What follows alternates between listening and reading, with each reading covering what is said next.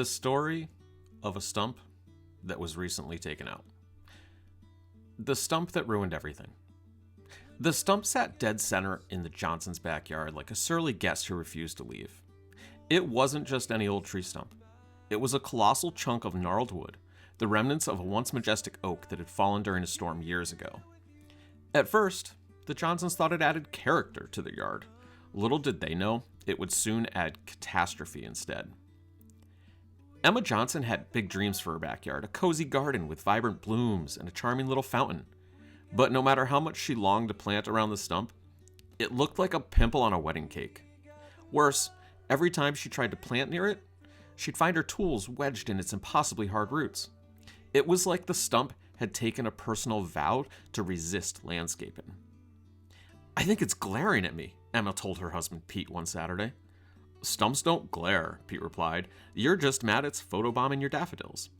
But Emma wasn't imagining things. She swore the stump gave off an aura of smug of indifference. Then came the critters. At first it was cute. A family of squirrels darted in and out of the caverns they created below, their bushy tails waving as if to say, "Thanks for the free housing." But soon, the tenants expanded. A clan of raccoons moved in, holding midnight poker tournaments that involved raiding the Johnsons' trash cans.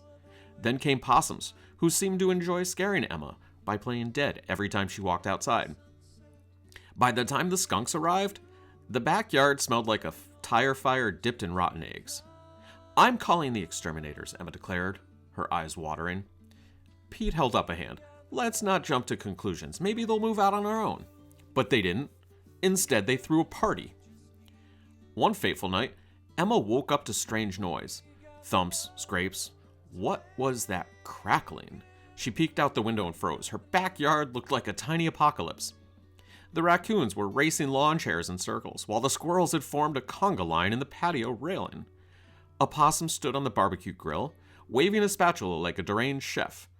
To top it all off, a skunk waddled in slow motion toward the vegetable garden with a look of pure mischief.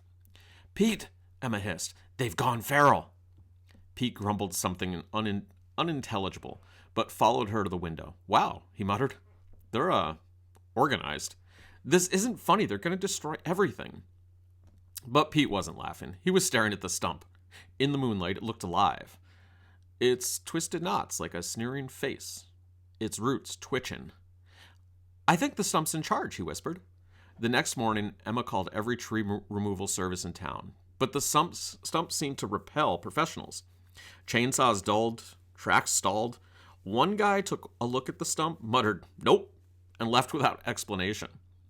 Desperate, Emma and Pete decided to tackle it themselves. Armed with an axe, a shovel, sheer frustration, they attacked the stump. But every swing of the axe seemed to ricochet back, and digging only revealed more roots. Roots that twisted into bizarre shapes, almost like letters. By sunset, they were exhausted, defeated, and slightly terrified. The stump, meanwhile, stood untouched, as if mocking their efforts. "I swear it's laughing at us," Emma groaned. Pete frowned. "You think we should apologize?" "To a stump? It couldn't hurt." That night, Emma and Pete approached the stump with offerings, a bowl of birdseed, a handful of nuts, and a heartfelt apology. They placed the items at its base and stepped back, feeling ridiculous. The next morning, the critters were gone. No raccoons, no squirrels, no skunks.